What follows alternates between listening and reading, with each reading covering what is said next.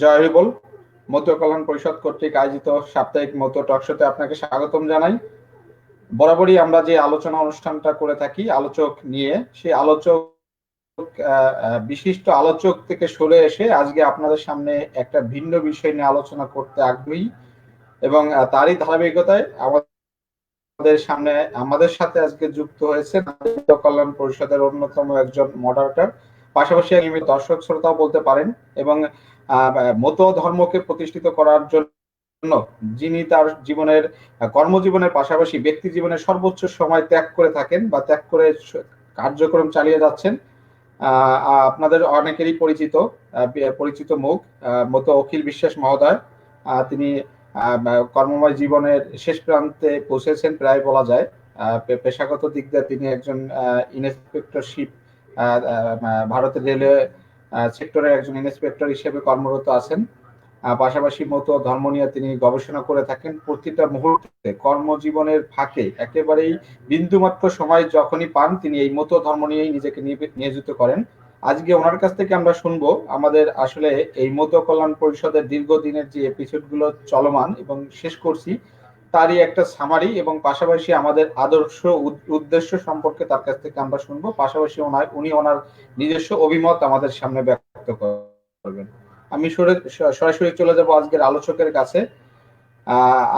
অখিল বিশ্বাস মহোদয়, আপনি কি শুনতে পাচ্ছেন আমার কথা? হ্যাঁ, আপনার কথা আমি শুনতে পাচ্ছি।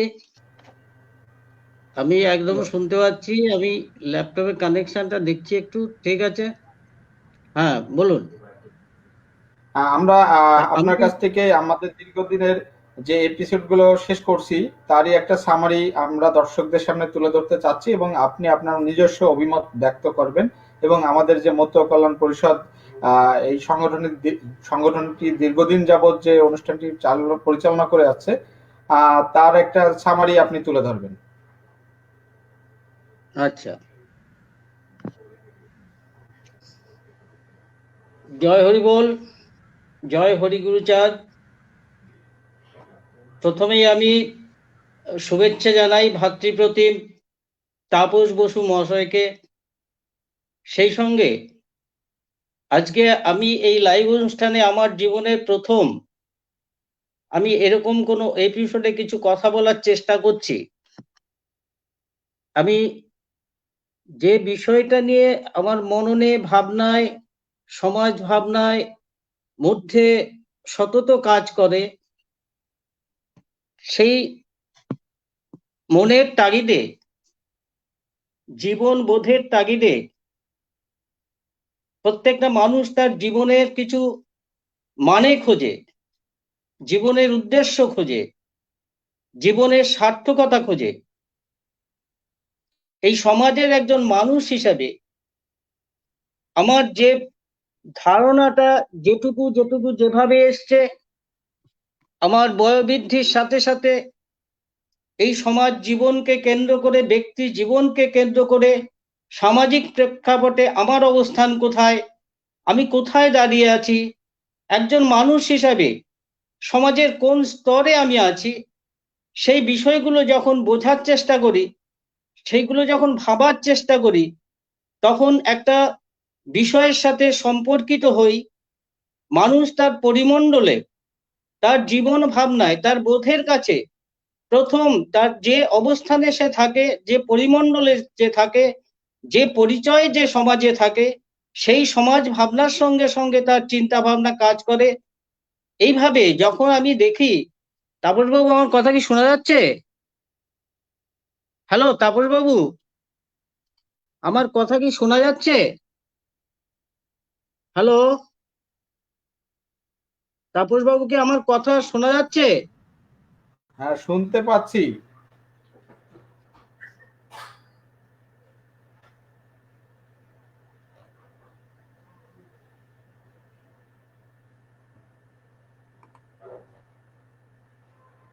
দুঃখিত, আমাদের অতিথির সংযোগ কিছুটা বিচ্ছিন্ন। আমরা চেষ্টা করছি পুনরায় সংযোগ দেওয়ার জন্য। আচ্ছা,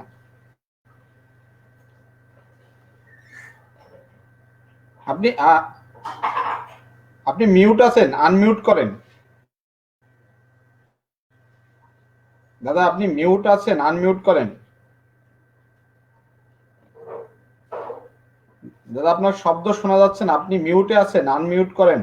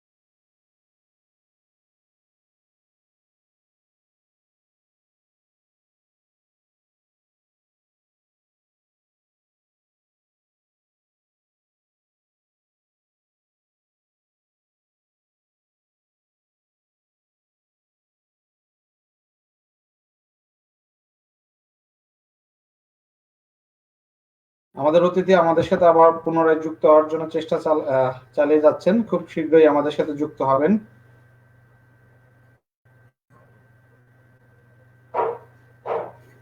আপনার যারা আমাদের নিয়মিত দর্শক শ্রোতা আছেন, যারা নিয়মিত আমাদের আলোচনা শুনে থাকেন, আপনারা যদি কেউ আলোচনা করতে চান, আলোচনার এই অনুষ্ঠানের মাধ্যমে কেউ যদি কোনো আলোচনা রাখতে চান, তাহলে আমাদের সাথে যোগাযোগ করতে পারেন।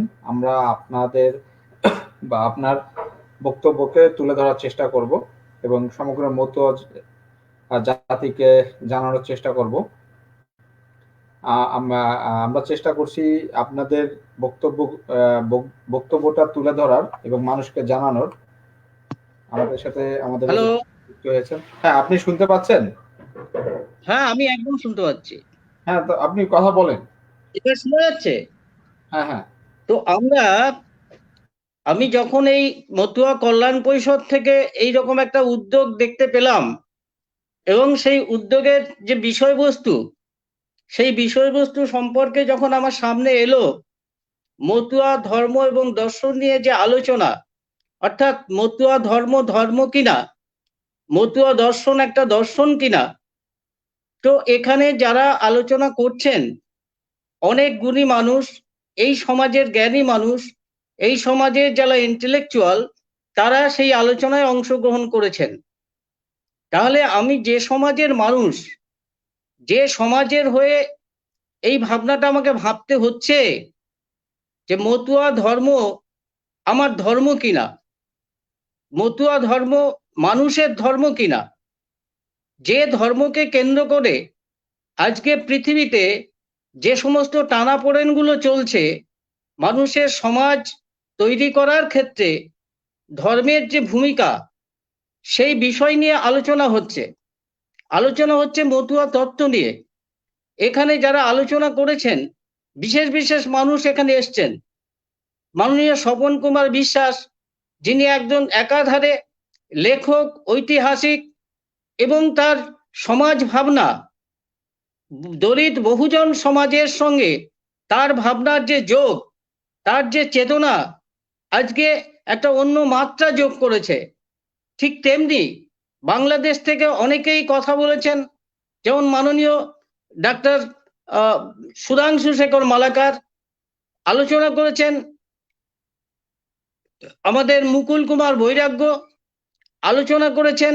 এরকম যারা, তারা প্রত্যেকেই স্বনামধন্য, অন্তত এই পিছিয়ে পড়া সমাজের অগ্রগামী শ্রেণী, তারাই কথা বলেছেন। এখানে আলোচনা কারা করেছেন? ডক্টর কাকলি সরকার, যিনি মতুয়া দর্শনের উপর পিএইচডি করেছেন। এই সমাজের আরেকজন বিশিষ্ট মানুষ আলোচনা করেছেন, ডক্টর মনোজ কাঞ্জিলাল, তিনিও পিএইচডি করেছেন মতুয়া দর্শনের উপর। তাহলে যে ধর্মের একটা দর্শন তত্ত্ব রয়েছে, যে ধর্মের নিজস্ব সংস্কৃতি রয়েছে, সেই ধর্ম, মতুয়া ধর্ম স্বতন্ত্র একটা ধর্ম কিনা, এই প্রশ্নগুলো বারবার আসে, এখনো আসে। কেন আসে? এর প্রেক্ষাপটটা কি? আসলে এই ধর্মের প্রেক্ষাপটটা কি? সেই প্রেক্ষাপটের বিষয়গুলো যদি আমাদের চেতনায় না আসে, আমরা এতদিন এই যে পিছিয়ে পড়া সমাজের মানুষ বা ভারতীয় সমাজের মানুষ, তারা ধর্ম বলতে যা জেনেছে, ধর্ম বলতে যা বুঝেছে, সেটা হচ্ছে ভারতবর্ষের যে বেদ বা শ্রুতি, সেই শ্রুতি নির্ভর যে সমস্ত শাস্ত্র গ্রন্থ, যে শাস্ত্র গ্রন্থের মধ্য দিয়ে বিভিন্ন রকম সামাজিক নিয়ম কানুন তৈরি করেছে, মানুষের জীবনের ভালো হবে কিসে, মন্দ হবে কিসে, এই সমস্ত নিয়ে চর্চা করেছে, মানুষকে শ্রেণী বিভাজন করেছে। মানুষকে শ্রেণী বিভাজন করে দেখা যাচ্ছে এই সমাজে জন্মগতভাবে একটা শ্রেণী, যারা হচ্ছে হেরিডিটারি গভর্নিং ক্লাস বা জন্মগতভাবে প্রভু, আর একটা শ্রেণী সমাজে, আর একটা শ্রেণী জন্মগতভাবে দাস, তারা হচ্ছে বাই বর্ন স্লেভ। এই যে সমাজের ভাগ, অর্থাৎ এই এই এই যে সমাজের ধর্মের নামে যে ধর্মকে গ্রন্থের নির্ভর করে যে শ্রেণী বিভাজন, মানুষের যে শ্রেণী বিভাজন, মানুষের মধ্যে একটা হিংসার বাতাবরণ তৈরি হয়ে আছে জন্ম লগ্ন থেকে।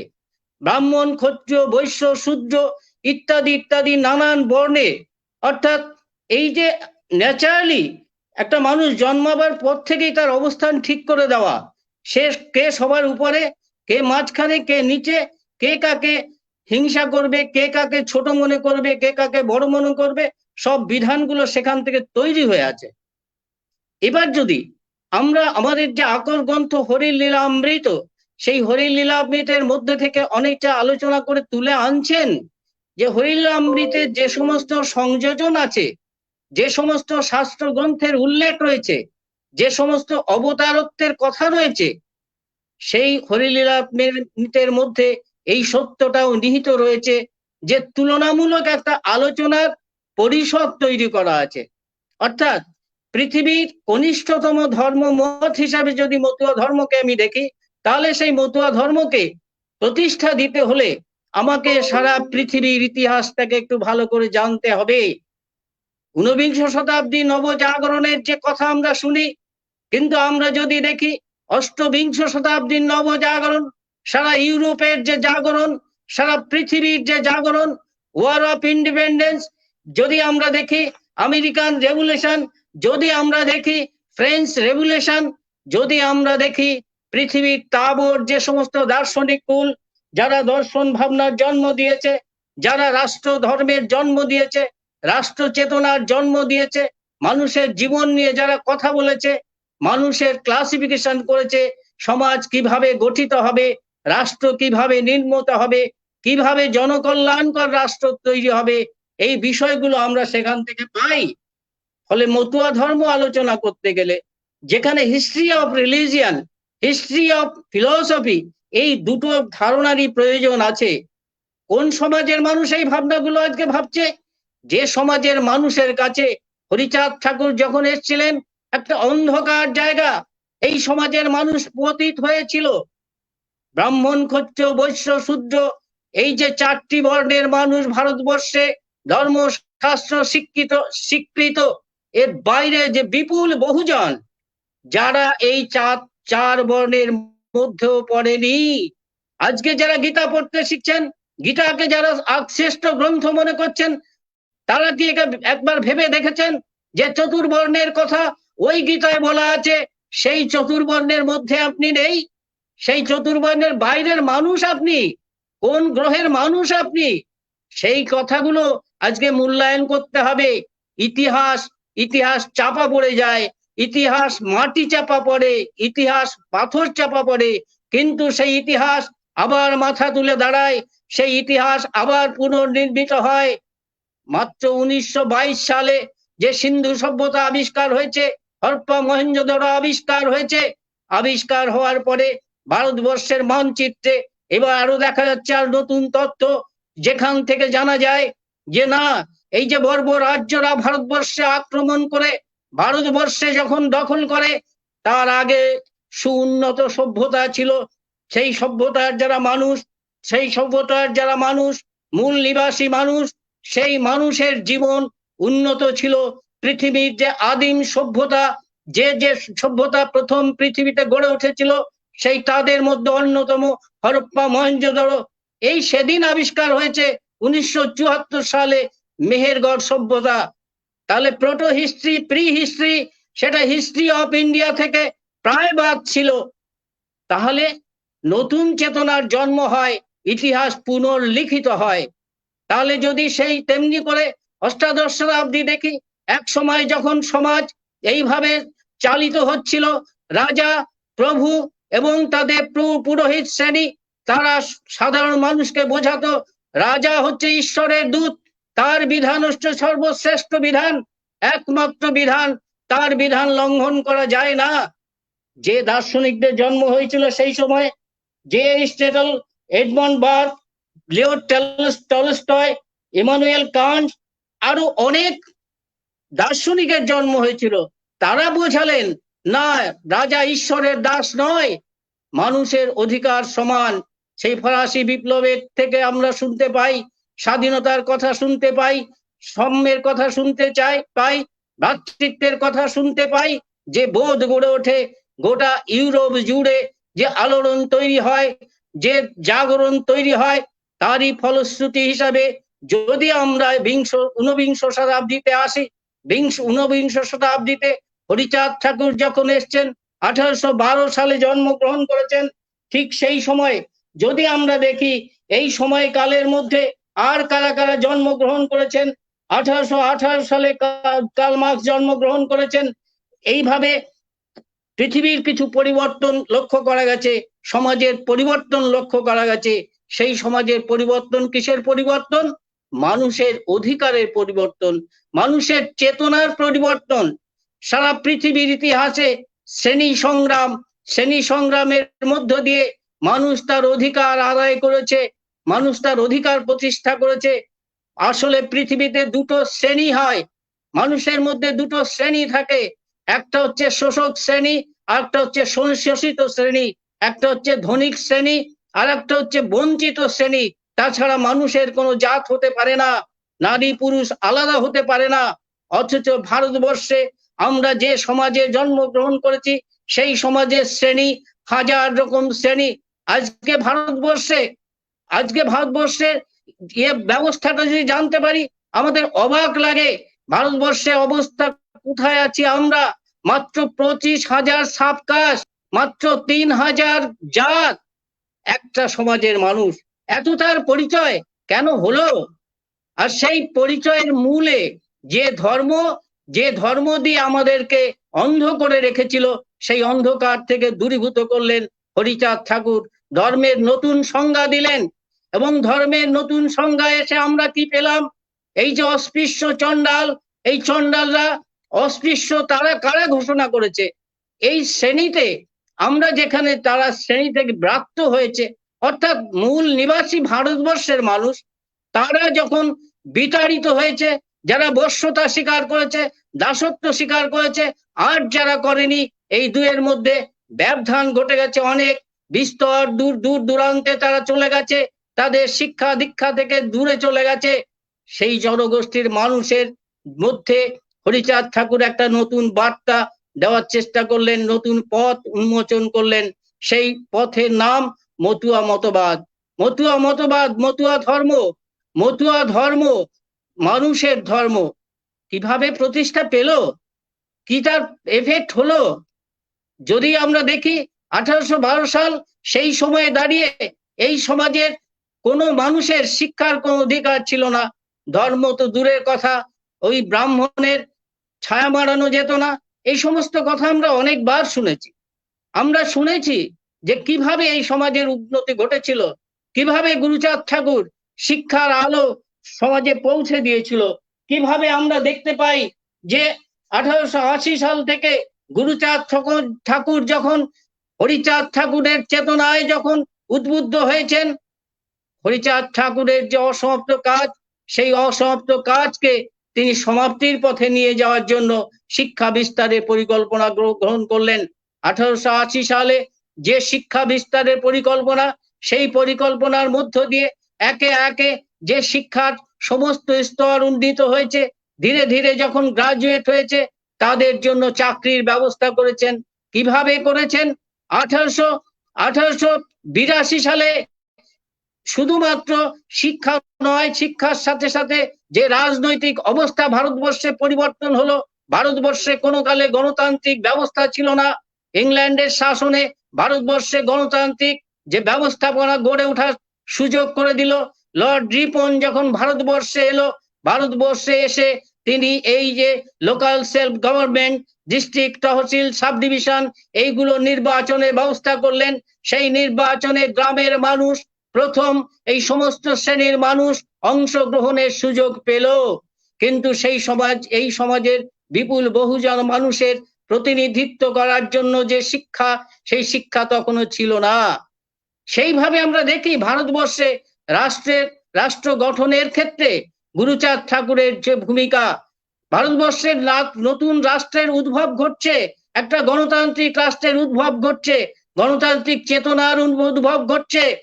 সেই ব্রিটিশ তো তৈরি করে দিয়েছিল না 1885 সালে কংগ্রেস নামক দল। সেই কংগ্রেস নামক দল, দলীয় যে বিষয় সামনে এসেছিল, সেই তারই হাত ধরে ভারতবর্ষের যে চেতনার উন্মেষ ঘটতে থাকলো।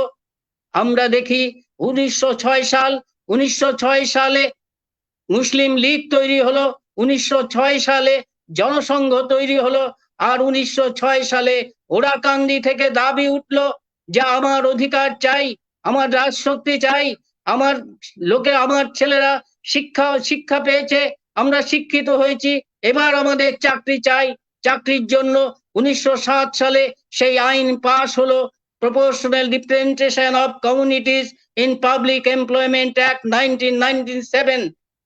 ভারতবর্ষের হাজার হাজার বছরের সভ্যতা বলে দাবি করা হয়, অথচ এই ভারতবর্ষের অগণিত মানুষ, লক্ষ কোটি মানুষ, তারা এই ব্যবস্থা থেকে কত দূরে ছিল।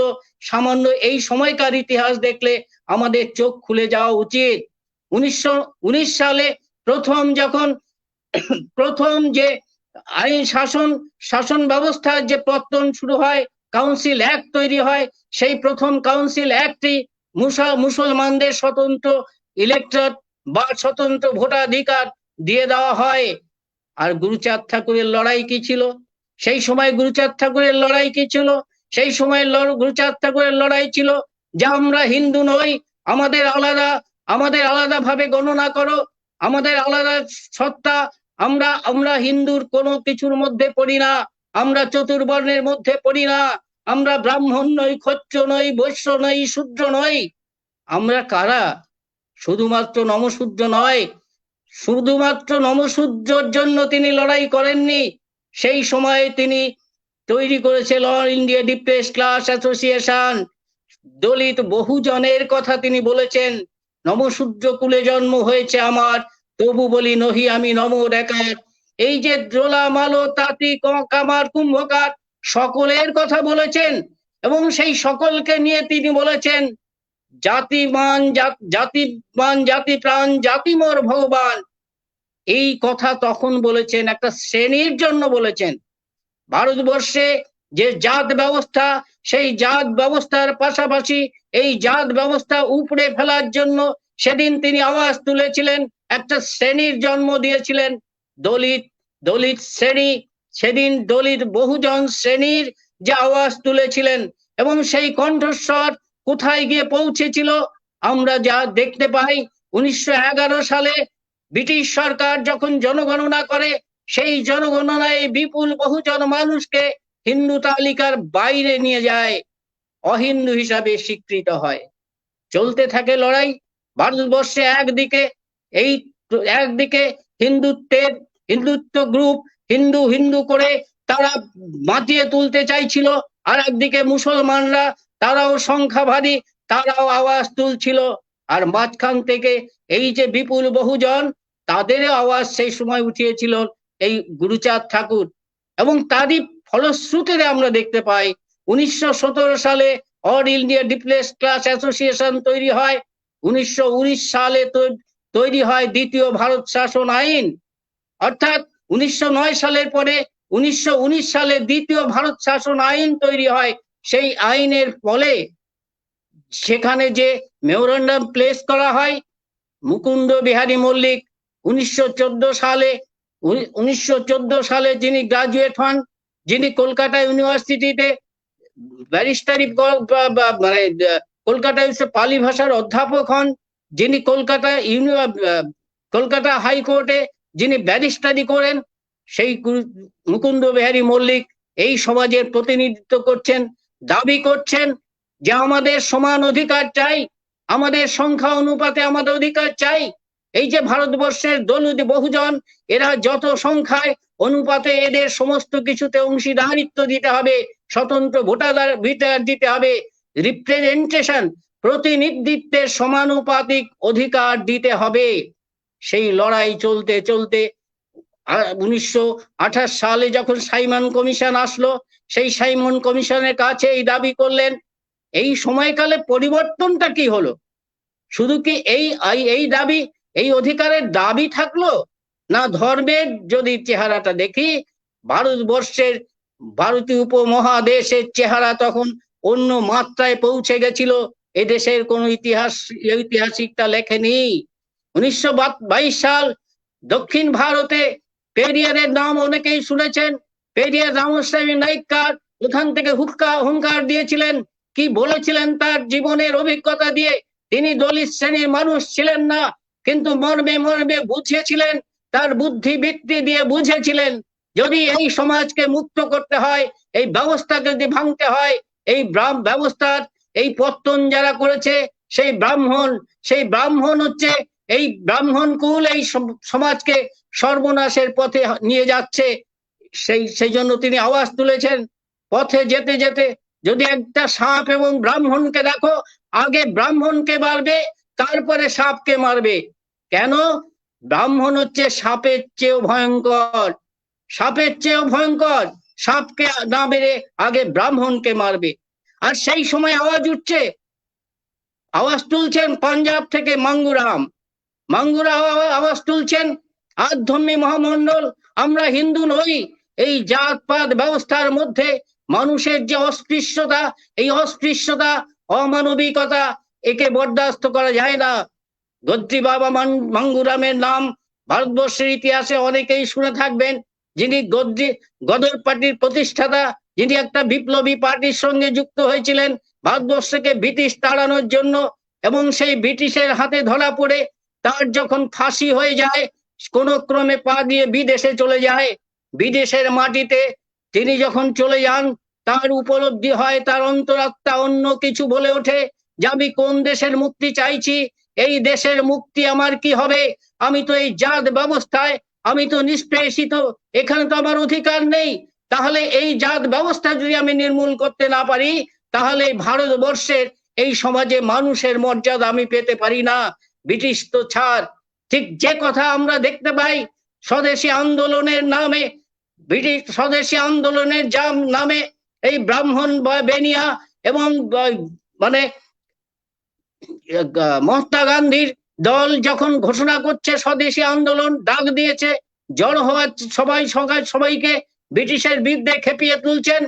গুরুচাঁদ ঠাকুর সেই সময় সদর্পে বলেছিলেন, দেশ নহে মাটি শুধু, দেশ দেশের মানুষ, দেশের মানুষকে বাদ দিয়ে দেশ হয় না। তোমরা দেশ মাতা করে যে হুঙ্কার দিচ্ছ, দেশ মাতা বলে যদি হুঙ্কার দাও, তাহলে দেশ মাতা, আমরা কি দেশের সন্তান? আমরা কি এই দেশের সন্তান? আমাদের কি ভাই বলে স্বীকার করো? তোমাদের মন্দিরে কি আমাদের প্রবেশ করতে দাও? তোমাদের পাঠশালায় কি আমাদের যেতে দাও? সেখানে তো দাও না। আমাদের স্পর্শ করলে তোমাদের জাত চলে যায়, তোমাদের পুকুরে স্নান করলে তোমাদের পুকুরের জল অপবিত্র হয়ে যায়। তাহলে দেশ কাকে বলে? যদি এটা মূল্যায়ন করতে পারি যে দেশ বলতে কি বুঝি, আমার দেশ, আমার জন্মভূমি, আমার মাতৃভূমি, সেই মাতৃভূমিতে এক দেশে এক মায়ের সন্তান, তার দুরকম বিচার হয় নাকি? একজনকে ছোঁয়া যায় আর একজনকে ছোঁয়া যায় না, তাই হয় নাকি? সেই বিষয়গুলোকে আরো বেশি করে মূল্যায়ন করতে হবে। গুরুচাঁদ ঠাকুরের সেই বলিষ্ঠতা এবং যে পরিণতির শিকার আমরা হয়েছি ভারতবর্ষে, সে বড় ভয়ঙ্কর পরিণতি। ভারতবর্ষের যে পরিণতি, ভয়ঙ্কর পরিণতি, সেই পরিণতি আমরা দেখতে পাই যে 1932 সালে যখন কমিউনাল অ্যাওয়ার্ড ঘোষিত হলো, যখন ভারতবর্ষের এই দলিত বহুজন সমাজের জন্য একটা দুয়ার খুলে গেল, অধিকার, প্রায় সমান অধিকারের প্রশ্ন এসে গেল। সংখ্যা অনুপাতে ভাগিদারিত্ব, সংখ্যা অনুপাতে প্রতিনিধিত্ব, আইন সভায় সমান প্রতিনিধিত্ব সুযোগ যখন এলো, একটা চক্র কাজ করলো, একটা ষড়যন্ত্র এমন তৈরি হলো, সেই ষড়যন্ত্রের শিকার হয়ে পুনা প্যাক্ট হলো। যে পুনা প্যাক্টের যে সর্বনাশ, সেই সর্বনাশ আজকে আমরা দেখতে পাচ্ছি। আজকে পুনা প্যাক্টের সেই সর্বনাশ হয়ে গিয়ে আজকে আমার পরিচয়, আমি হিন্দু। আমি কেমন হিন্দু? আমি শিডিউল হিন্দু। আমি কেমন হিন্দু? আমি schedule caste Hindu, schedule tribe Hindu, other backward class Hindu. কেমন হিন্দু? কোন হিন্দুত্ব? আর তার 100 বছর আগে হরিচাঁদ ঠাকুর যে ধর্ম প্রবর্তন করলেন, যে ধর্মের মধ্য দিয়ে মানুষের চেতনা যদি আজকেও জাগ্রত হয়, তাহলে বুঝতে পারবে আসলে ধর্মে তো মানুষে কোনো বিভেদ থাকে না, মানুষের কোনো ভাগ নেই। নারী পুরুষের বিভাজন কোথায় থাকে? নারী পুরুষের বিভাজনের কারণটা কি? এই সমাজ একটা বেভিচারের সমাজ। এই সমাজে একটা বেভিচার তৈরি হয়েছিল বর্ণবাদের নামে। এক শ্রেণীর মানুষ তারা ভোগের চরম সীমায় পৌঁছে গেছিল। যে বহু বিবাহ প্রথা, যে কৌলিন্য প্রথার নাম করে মানুষকে কিভাবে ব্যভিচারী করে তুলেছিল।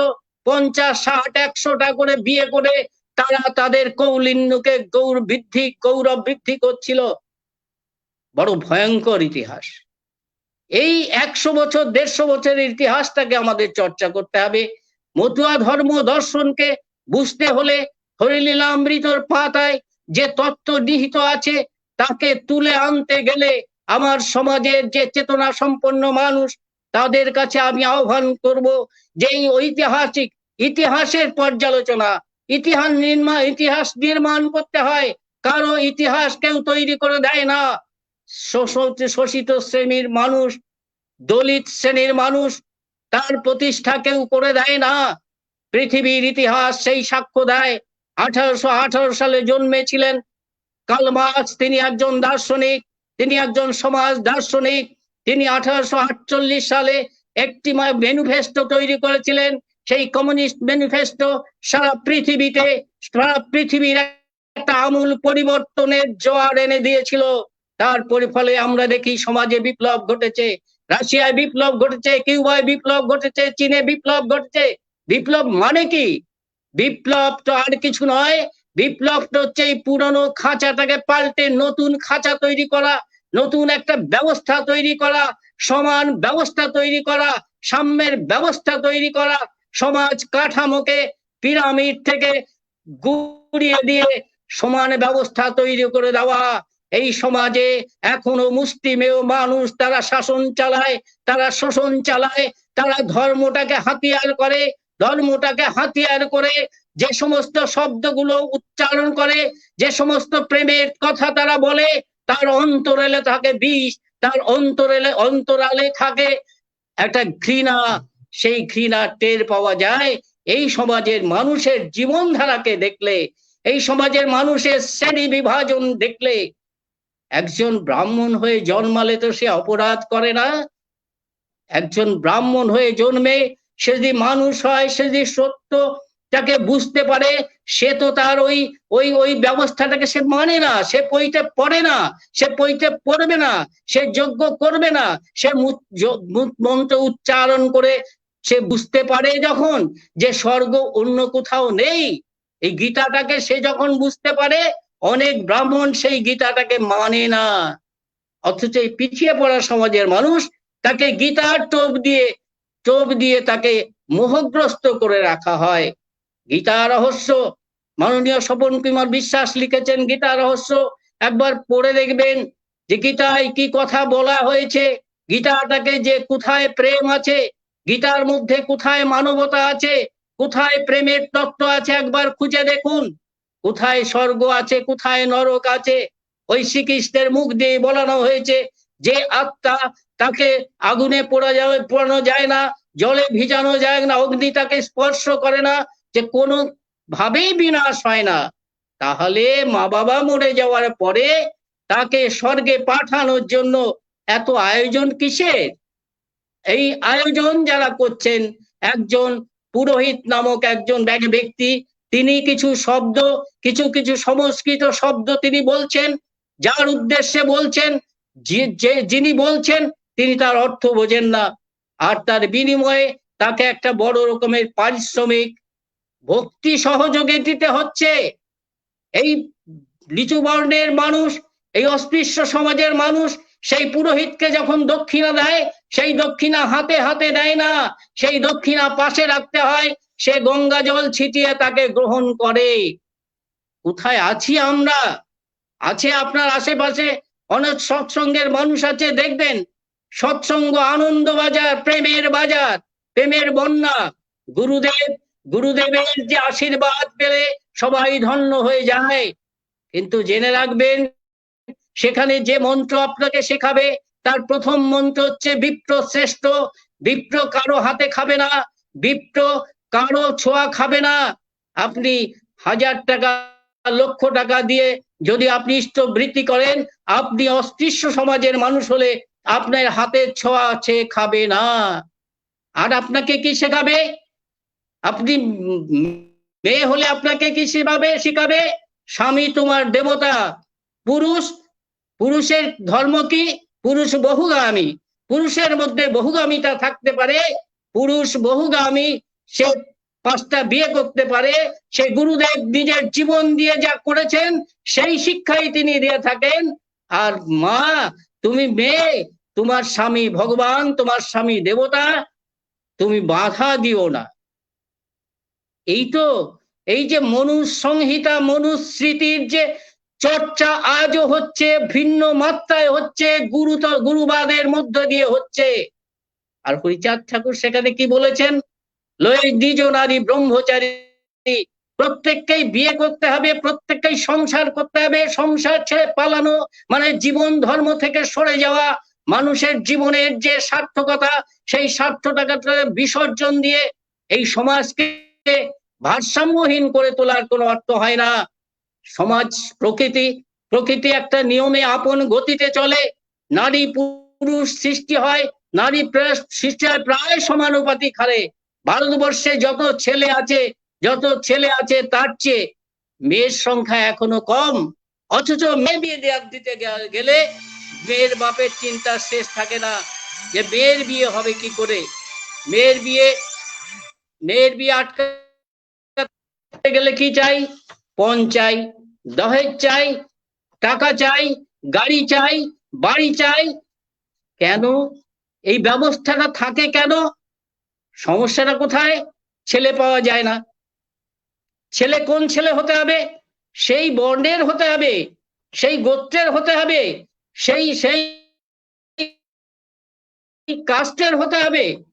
হাজার হাজার কাস্ট, তো সব সময় কি সেই সম্পর্কটা সেইভাবে কি গড়ে ওঠে না। সমস্যায় পড়তে হয় যে কৃত্রিম অভাব তৈরি করা।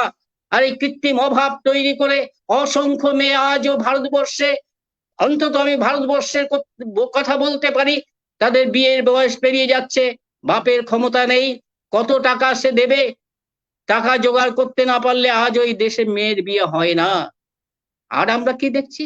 সামাজিক জীবনে, সমাজ জীবনে ব্যভিচারিতা বৃদ্ধি পাওয়ার মূলে কি? মানুষের মনুষ্যত্ব বোধের বিকাশ, জ্ঞানের বিকাশ যদি স্বাভাবিক পর্যায়ে না হয়, যদি তার মধ্যে নীতি নৈতিকতার জন্ম না হয়, তাহলে সেই মানুষ কি করে নীতিবান হবে? কি করে অন্যায়টাকে বুঝতে পারবে? এই সমাজের মানুষ, এক শ্রেণীর মানুষ, তারা অন্যায় বলতে কি বোঝে? যেমন একজন ঘুষখোর মানুষ, তিনি কি বলবেন? এটা অন্যায় নয়, অন্য আয়। সুন্দর ব্যাখ্যা, এর নাম হচ্ছে অন্য আয়, এটা অন্যায় নয়। অর্থাৎ আমি মেয়ের বিয়ে দিতে গেলাম, আমি যে টাকা দিলাম, ছেলের বাবা অন্যভাবে আয় করলো, তাতে তার কোনো অপরাধ হলো না। এই তো সমাজ ব্যবস্থা না? তাহলে এই সমাজ ব্যবস্থা, সামাজিক অবক্ষয়ের যদি সমস্ত কেন্দ্রবিন্দুতে আমি দেখি, তাহলে দেখব ধর্মের একটা প্রভাব আছে। এবং পৃথিবীতে যত ধর্মমত আছে, সমস্ত ধর্মের মধ্যেই কিছু না কিছু এমন ভেদ বিচার আছে যে ভেদ বিচারের মধ্যে দিয়ে মানুষের সমাজ জীবন খুব স্বাভাবিক সাবলীল গতিতে এগিয়ে যেতে পারছে না। বিংশ শতাব্দী বিজ্ঞান বিজ্ঞান চেতনার যুগ।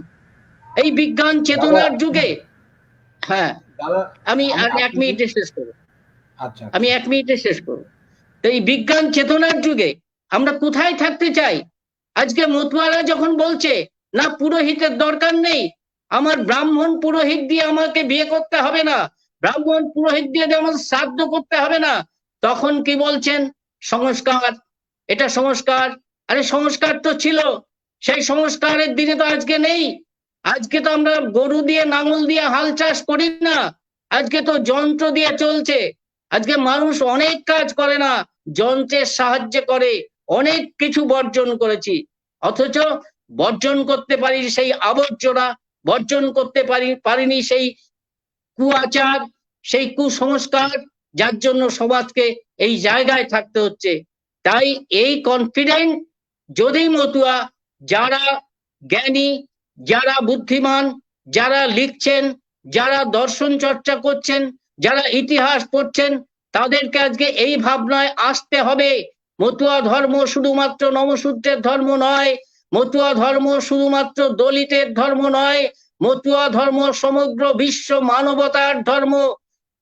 এই মূল্যায়নের মধ্যে আছে গভীর এক জ্ঞান তত্ত্ব, এর মধ্যে আছে সেই সেই দর্শন, সেই বোধ, সেই চেতনা, যেখানে মানুষে মানুষে কোনো ভেদ থাকতে পারে না, নারী পুরুষের কোনো বিভাজন থাকতে পারে না।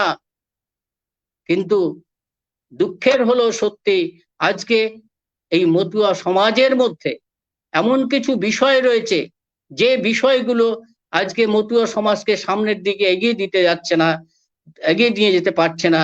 তাই যারা এই টক শোতে আলোচনা করছেন, মূলত তাদের উদ্দেশ্যে আমার বলা যে এই ইতিহাস তত্ত্ব, প্রকৃত ইতিহাসকে মূল্যায়ন করতে হবে, প্রতিটি ইতিহাসকে জানতে হবে।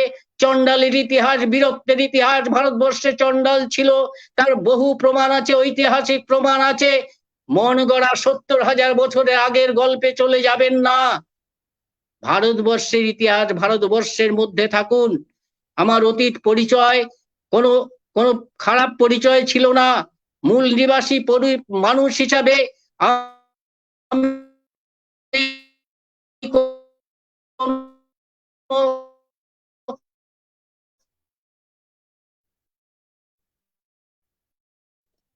ওই মানুষ ছিলাম না, আমি বর্বর ছিলাম না।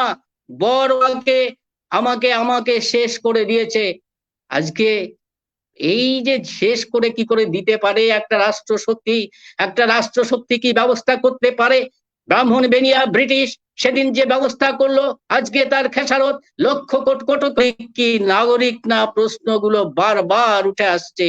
সেদিন স্বাধীনতার নামে দেশটাকে ভাগ করা হয়েছিল, দেশ ভাগ হয়নি, ভাগ হয়েছিল সব বাংলা আর পাঞ্জাব। কেন বাংলা ভাগ হয়েছিল? বাংলা ভাগের পিছনে একটি কারণ ছিল, পিছনে অন্যতম কারণ ছিল হরিচাঁদ গুরুচাঁদ যে আলো দিয়েছে, ওই বাংলার ওই প্রান্তর থেকে যে আলো জ্বেলে দিয়েছে, সেই আলো যদি ছড়িয়ে পড়ে সারা ভারতবর্ষে, আর মুষ্টিমেয় শাসন জারি থাকবে না। সমস্ত মানুষ সমান অধিকারের কথা বলবে, সাম্যের কথা বলবে, ভ্রাতৃত্বের কথা বলবে। যে যারা এইটাকে বুঝতে পেরেছিল, তারা কৌশলে এই বাংলাটাকে ভাগ করে সেই জায়গাটা তৈরি করে দিয়েছিল। তার খেসারত আজকেও দিতে হচ্ছে, আরো কতদিন দিতে হবে তার ঠিক নেই। তাই সময় থাকতে সকলের চেতনা উন্মেষ ঘটুক, জ্ঞানের উন্মেষ ঘটুক, চেতনার উন্মেষ ঘটুক। ইতিহাসকে আমরা চর্চা করি, দর্শনকে আমরা চর্চা করি। একদিন পৃথিবীতে এই ভাবনা একটা জায়গায় পৌঁছাবে।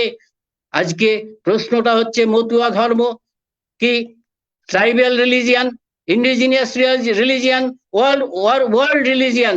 ধর্মের 3টে ক্যাটাগরি আছে। তাহলে মতুয়া ধর্ম কোন পর্যায়ে যাবে? আলোচকরা আলোচনার মধ্যে দিয়ে সেটাও তুলে আনবেন যে ট্রাইবাল রিলিজিয়ান বলতে কি বোঝায়, লোকায়ত ধর্ম বলতে কি বোঝায়, দেশীয় ধর্ম বলতে কি বোঝায়, আর বিশ্বজনীন ধর্ম বলতে কি বোঝায়। আজকে মূলত 3টে ধর্ম বিশ্বজনীন ধর্ম। একটা হচ্ছে খ্রিস্টান ধর্ম, ইসলাম ধর্ম আর বৌদ্ধ ধর্ম, এই তিনটে ধর্ম বিশ্বজনীন ধর্ম। তাহলে নতুনতম যে ধর্মমত পৃথিবীতে তৈরি হয়েছে মতুয়া ধর্ম, সে ধর্ম অবশ্যই বিশ্বজনীন ধর্মমত হিসেবে গড়ে তুলতে হবে। বিশ্বের মানুষের কাছে সেই ধর্মমতের কথা জানাতে হবে, সেই দর্শন তত্ত্বকে উন্মোচিত করতে হবে। দায় ইন্টেলেকচুয়ালদের, দায় বুদ্ধিজীবীদের, দায় জ্ঞানী মানুষের। তাই আমি আজকে আমার যেহেতু বিষয়বস্তু ছাড়া কথা বলা, আর আমার সেই কথা বলার মধ্যে আমি শুধু এইটুকু আলোকিত করার চেষ্টা করলাম যে এই মতুয়া কল্যাণ পরিষদের মধ্য দিয়ে আমরা সারা দেশের মানুষকে, যেখানে যেখানে পৃথিবীর যেখানে যেখানে মতুয়ারা আছে, সেই মতুয়াদের কাছে এই বার্তা পৌঁছে দিতে, মতুয়া হয়ে হীনমন্যতায় ভোগার কোনো কারণ নেই। আপনি মতুয়া মানে একজন মানুষ, আপনি মতুয়া মানে একজন মানবতার পূজারী, আপনি মতুয়া মানে বিশ্ব সাম্যের পূজারী, আপনি মতুয়া মানে বিশ্ব ভ্রাতৃত্বের পূজারী, আপনি মানুষ, এটাই আপনার বড় পরিচয়। তাই কথাই আমি এই পর্যন্তই বললাম, হয়তো আমার সময় হয়ে গেছে। আর খুব সুন্দর আলোচনা, আসলে সময় হয়ে গেছে অনেক আগেই, কিন্তু আপনার আলোচনা ভালো লাগছিল, শুনতে ভালোই লাগছে, এই জন্য আর বন্ধ করাই নেই। আপনার কাছে একটা প্রশ্ন, সেটা হচ্ছে যে মতুয়া ধর্ম এটা কি সময়ের দাবি নাকি আমাদের দায়িত্ব কর্তব্য, কোনটা? সংক্ষিপ্ত আকারে উত্তর আশা করছি আপনার কাছ থেকে। মতুয়া ধর্ম এটা কি সময়ের দাবি নাকি আমাদের মানুষের দায়িত্ব সমাজে কর্তব্য? একটা গতিশীলতা থাকে, গতি চাই। আপনার বিজ্ঞান যারা পড়েছেন তারা জানেন একটা জাড্য ধর্ম থাকে, স্থির বস্তু চিরকাল স্থির অবস্থায় থাকতে চায়, আর গতিশীল বস্তু চিরকাল গতিশীল থাকতে চায়। এই সমাজকে যারা স্থির করে রাখতে চায়, সংস্কারের বেড়া বেড়া দিয়ে রাখতে চায়, আটকে রাখতে চায়, মানবতার পরিস্ফুরণ যাতে আটকে রাখতে চায়, মতুয়া ধর্ম হচ্ছে সেই জাড্যতাকে নিয়ে আছে, সেই গতিশীলতা, গতি এনে দেবে সারা পৃথিবীর সেই সংস্কারবদ্ধ মানুষের কাছে, সেই গতিশীলতা পৌঁছে দেবে, জীবনের সত্য পথ তাকে আবিষ্কার করে দেবে, যার মধ্যে দিয়ে মানুষ হবে গতিশীল, যার মধ্যে দিয়ে মানুষ হবে সৃজনশীল, যার মধ্যে দিয়ে মানুষ হবে সমতার লক্ষ্যে আগুয়ান। না, আমার প্রশ্নটা হচ্ছে মানে এটা কি সময়ের দাবি নাকি আমাদের দায়িত্ব কর্তব্য, কোনটা? সময়ের দাবি, মতুয়া ধর্মটা আমাদের কি দায়িত্ব সময়ের দাবি? কর্তব্য। দায়িত্বটা তখনই আসে যখন দায়িত্ব বলে আমি বিষয়টাকে ভাবতে পারি, যখন বুঝতে পারি। দেশের জন্য লড়াই করে মানুষ প্রাণ দেয় কখন? যখন সে বুঝতে পারে এই দেশ আমার, এই দেশ আক্রান্ত হয়েছে, দেশকে আমাকে রক্ষা করতে হবে। তেমনি ধর্ম, নতুন নতুন ধর্মের উদ্ভব কখন ঘটে? যখন সমাজ কলুষ হয়ে যায়, যখন সমাজে কালিমা লিপ্ত হয়, যখন মানবতার গ্লানি তৈরি হয়, তখন নতুন ধর্মের কথা শুনতে হয়, নতুন ধর্মের কথা বলতে হয়। তাই হরিচাঁদ গুরুচাঁদ যে নতুন ধর্মমতের কথা দিয়েছে, এই ভারতবর্ষে শুধু দলিত বহুজনকে ঐক্যবদ্ধ করা, শিক্ষিত করা, শুধু সেই জন্যই নয়, এই দলিত বহুজন জাগরিত হলে ভারতবর্ষ মুক্ত হবে, ভারতবর্ষ জাগরিত হবে, ভারতবর্ষের অভিমুখ পাল্টে যাবে, এবং সারা পৃথিবীর মানচিত্রে ভারতবর্ষ একটা নজির সৃষ্টি তখনই করবে যদি আজকে এই মতুয়া ধর্মের শাশ্বত যে বাণী, যে eternal truth of man, human, সেইটা হচ্ছে সনাতন। সনাতন যে কথাগুলো বলি তার অনেক রকম মানে হয়, এটাই হচ্ছে সনাতন সত্য। মানবতা চিরকাল মুক্তি চায়, মানবতা চিরকাল শান্তি চায়, মানবতা প্রেমের কথা বলে, মানবতা বিশ্ব ভ্রাতৃত্বের কথা বলে। আরেকটা প্রশ্ন ডক্টর সুধাংশু শেখর মালাকার বাংলাদেশ থেকে করেছেন। এই মুহূর্তে মতুয়াদের করণীয় কি? একেবারে সংক্ষিপ্ত আকারে উত্তর দিবেন। এই মুহূর্তে মতুয়াদের করণীয় কি? এই প্রশ্নের উত্তরের মাধ্যমে আমরা আজকের আলোচনা শেষ করব। মতুয়াদের এখন প্রধান অন্তরায়, মতুয়ারা গোষ্ঠীবদ্ধ ছিল মূলত ঠাকুর বাড়িকে কেন্দ্র করে, ঠাকুর বংশের যে যারা রয়েছেন তাদেরকে কেন্দ্র করে, একদিকে ওরাকান্দি, একদিকে ঠাকুরনগর রেখে সামনে রেখে মতুয়ারা সংগঠিত হচ্ছিল। আর মতুয়ারা ছড়িয়ে ছিটিয়ে সারা ভারতবর্ষে বিভিন্ন জায়গায়, শুধু ভারতবর্ষে নয় সমস্ত দেশেই বিভিন্ন জায়গায় মতুয়ার যে চেতনার উন্মেষ ঘটিয়েছে হরিল্লা আমিতের হাত ধরে, মতুয়ার চেতনা পেয়েছে মানুষ অশ্বিনী গোসাই গানের মধ্য দিয়ে, মতুয়ার চেতনা পেয়েছে মানুষ মহাকবি মহানন্দ হালদারের গুরুচরিত অধ্যয়ন করার ফলে। আর এই মানুষের মধ্যে যে ধর্মের যে দিক, দুটো দিক থাকে, একটা ধর্মান্ধতা, একটা আবেগ, যে ধর্মান্ধতাকে সামনে রেখে এই ঠাকুর বাড়িকে তারা আগলে রেখেছিল। তারা মনে করেছিল ঠাকুর বাড়িকে তাদের প্রধান কেন্দ্র হিসাবে গড়ে তুলবে, ঠাকুরনগরকে তাদের আশ্রয় স্থল হিসাবে গড়ে তুলবে, ঠাকুরনগরকে তারা দেখতে চাইবে পৃথিবীর প্রত্যেকটা ধর্মের যেমন একটা মূল কেন্দ্রবিন্দু থাকে, মতুয়া ধর্মেরও তেমনি একটা কেন্দ্র তৈরি হবে, যে কেন্দ্রকে আবর্তিত করে সারা বিশ্বে মতুয়া ধর্ম প্রচারিত হবে। আজকে ঠাকুর বংশের মানুষেরা, উত্তরাধিকারা তাদের উত্তর দায় তারা আর পালন করছে না। তাদের নিজের আখের গোছাতে আজকে রাজনৈতিক ভাবে বিভিন্ন দল উপদলে তারা বিভক্ত হচ্ছে, তাদের অন্তর্কলহ, তাদের পারিবারিক দ্বন্দ্ব, সেটা নিয়ে তারা ব্যপ্ত। মতুয়া মৌলিক তত্ত্ব, ধর্ম, দর্শন নিয়ে তাদের ভাবনা নেই, তারা ভাবার সময় তাদের নেই। মতুয়া সমাজকে তারা টুকরো টুকরো করে দিচ্ছে। আর একজন একটা প্রশ্ন করেছিল আমাকে যে কবিয়াল অসীম সরকার সেদিন যে আলোচনায় করলেন, যে আলোচনার মধ্যে দিয়ে বললেন মতুয়ারা হিন্দু হিন্দু হিন্দু এইরকম কথা বললেন, তাহলে আপনারা কেন আলোচনা করছেন যে মতুয়া স্বতন্ত্র ধর্ম? আমি বলি যে মাননীয় অসীম সরকার রাষ্ট্রীয় পুরস্কার প্রাপ্ত কবিয়াল, মহান কবিয়াল, তার পেশা কবি গান গাওয়া, তিনি যে কোনো কথা যে কোনো সময়ে যে কোনো পক্ষে বিপক্ষে বলতে পারেন, তার পক্ষে সমস্ত কিছুই বলা সম্ভব। তার প্রতি তার সঙ্গে আমার ব্যক্তিগত আলাপও আছে, ব্যক্তিগত পরিচয় আছে, তার যথেষ্ট কৃতিত্ব আছে, তিনি যে কোনো প্রেক্ষাপটে নিজেকে তুলে ধরতে পারেন, কখন পক্ষে কখন বিপক্ষে বোঝা বড় দায়। এই যে কবিয়াল সমাজ আজকে মতুয়া ধর্ম দর্শনকে তাদের পেশা হিসেবে নিয়ে যারা বিকৃত করে তারা প্রচার করে তোলে, তারা তাদের তথ্যকে নির্মাণ করে, সে কোন মঞ্চে দাঁড়াবে, কার মঞ্চে দাঁড়াবে, কে তাকে টাকা দেবে, যে তাকে যেমন ভাবে টাকা দেবে সেই টাকা দিয়ে সে তেমন গান গাইতে পারে। অসীম সরকার বলে দিলে মতুয়ারা হিন্দু হয়ে যাবে না, মতুয়ারা হিন্দু হয়ে যাবে না, দলিত বহুজন হিন্দু হয়ে যাবে না।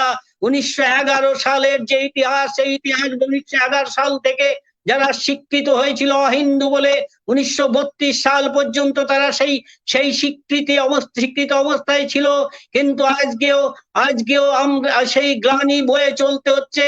একটা বিপুল বহুজন উৎপাদক শ্রেণী ভারতবর্ষের, তারা ওই তকমায় আজও হীনমন্যতার শিকার হয়, সামাজিক অস্পৃশ্যতা, সামাজিক ঘৃণা তাদের পরে বর্ষিত হয়। এই কবিয়াল যারা টাকার জন্য কবি গান গায়, তারা যে কোনো কথা বলতে পারে, তাতে তারা কুণ্ঠাবোধ করে না।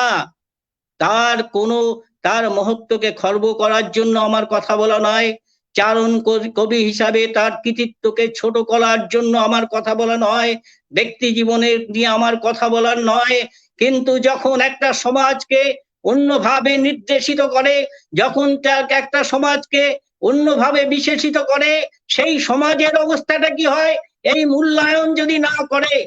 আজকে যারা বলছেন মতুয়া ধর্ম নবসূত্রের ধর্ম, কেন বলছেন? আজকে বিশিষ্ট জন বলছেন, এই সমাজের বিশিষ্ট জন বলছেন মতুয়া ধর্ম নবসূত্রের ধর্ম। এই ঠাকুরনগর ঠাকুর বাড়িতে এই সময় নিয়ে একটা সময় দাঁড়িয়ে বিরাট তোলপাড় হয়েছিল। মতুয়া ধর্ম শুধুমাত্র নবসূত্রের ধর্ম নয়, মানবতাবাদী ধর্ম। নবসূত্রের একজন পণ্ডিত বলছেন নবসূত্রের 2-3% হচ্ছে তারা মতুয়া। হ্যাঁ, হতে পারে, 2% হতে পারে, 1% হতে পারে, কিন্তু মতুয়ার যে ফলোয়ার্স, মতুয়ার যে অনুগামী সারা বিশ্বব্যাপী ধীরে ধীরে তিলে তিলে বেড়ে উঠছে, এটা থামবে না। এর চেতনার উন্মেষ ঘটবে।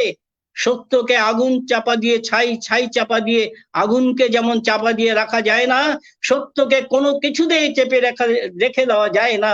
সত্য হিসাবেই প্রকাশিত হবে, 1000 বছর, 500 বছর, 2000 বছর পরে হলেও। এই আস্থা মতুয়া সমাজকে রাখতে হবে। অতিথি মহোদয়, আমরা অনুষ্ঠানের প্রায় শেষ পর্যায়ে চলে যাচ্ছি। সুন্দর আলোচনা এবং সুন্দর উত্তর, আপনি আপনার আলোচনার মাধ্যমে প্রশ্নগুলোর উত্তর সুন্দরভাবে উপস্থাপন করতে পেরেছেন এবং আমরা আপনার উত্তরে আশা করি মানে যে প্রশ্ন হয়েছে সেই প্রশ্ন অনুসারে উত্তর আমরা আশা করি পেয়েছি। আপনাকে মানে আপনি যদিও আমাদের এই পরিবারের এক সদস্য, এই জন্য আপনাকে আসলে ধন্যবাদ দিয়ে ছোট করতে রাজি না। আপনি আমাদের পাশে আছেন, সবসময় থাকবেন এবং এই যে আমাদের আদর্শ এবং উদ্দেশ্য বাস্তবায়নের জন্য আপনি সর্বদা যতটা চেষ্টা করে যাচ্ছেন, আশা করি এই চেষ্টা অব্যাহত থাকবে এবং আমাদেরকে উৎসাহ দিয়ে যাবেন এই আশাবাদ ব্যক্ত করে, এবং ভবিষ্যতে আরো সুন্দর আলোচনা রাখার অনুরোধ জানিয়ে একেবারে শেষ করব। শেষের পূর্বে অর্থাৎ শেষের আগে শ্রোতাদের উদ্দেশ্যে আপনার একটি কথা। শোনা যাচ্ছে আমার কথা? শোনা যাচ্ছে। হ্যালো, শোনা যাচ্ছে? শোনা যাচ্ছে। শোনা যাচ্ছে আমার কথা? হ্যাঁ, শোনা যাচ্ছে, বলেন। হ্যাঁ, সমস্ত শোনা যাচ্ছে, বলেন দর্শক আপনি। শ্রোতা, সমস্ত মানব সমাজের উদ্দেশ্যে আমি এই কথা বলতে চাই। আজকে পৃথিবীতে মানবতার যে গ্লানি, মানবতার যে অবক্ষয়, শুধুমাত্র সেই অবক্ষয়ের মূলে রয়েছে কিছু মানুষের ব্যক্তি স্বার্থ চরিতার্থ করার যে বাসনা। ব্যাপক সমাজকে মুক্ত করতে হবে, সমস্ত মানুষের অন্তরাত্মা জেগে উঠুক, চেতনার উন্মেষ ঘটুক, সমস্ত স্তরে মানুষের মানব চেতনা জেগে উঠুক। এই সমাজকে সাম্যের সমাজ গড়ে তোলার লক্ষ্যে সকলকে আমি আহ্বান রেখে আমার বক্তব্য শেষ করলাম। জয় হরিগুরু চাঁদ। ধন্যবাদ। মতো ভক্তবৃন্দ, শ্রোতাবৃন্দ, আপনাদের অবগতির জন্য আবারও জানিয়ে দিতে চাই আমাদের রচনা প্রতিযোগিতার চলমান। আপনারা যারা রচনা প্রতিযোগিতায় অংশগ্রহণ করতে চান তারা রচনা লিখে আমাদের সাথে যোগাযোগ করুন। আমরা কন্টিনিউ করব, এই রচনা প্রতিযোগিতার আয়োজনটি চলমান থাকবে। আমরা চাই আপনারা প্রত্যেকেই যার যার জায়গা থেকে অংশগ্রহণ করবেন এই আশাবাদ ব্যক্ত করে এবং আমাদের পাশে থাকার জন্য ধন্যবাদ জ্ঞাপন করছি এবং আজকের অতিথির উপর কৃতজ্ঞতা প্রকাশ করে শেষ করছি। জয় হরি বল।